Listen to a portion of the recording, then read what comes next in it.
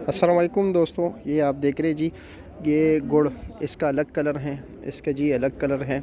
और इसके जो है ना अलग कलर हैं। ये सामने वाला जो है ना बिल्कुल सफ़ेद है, ये आप देख रहे हैं इसका अलग कलर है, मुख्तलिफ जो है ना कलर है। तो इसकी जब मैंने वजह पूछी कि इसके कलर का मुख्तलिफ क्यों है, तो ये कह रहे कि जी ज़मीन के गन्ने की जो है ना फ़र्क होता है, यानी कोई गन्ना कमज़ोर होता है, कोई जो है मज़बूत होता है, तो इसी वजह से। और दूसरी बात ये है ना, इसमें थोड़ा बहुत जो है ना काने वाला रंग भी मिलाया जाता है ताकि थोड़ा खूबसूरती बढ़े ना बाज़ार में। ये बाकी जो है ना ये बग़ैर कलर के, लेकिन इस वक्त ये जो है ना ये कलर,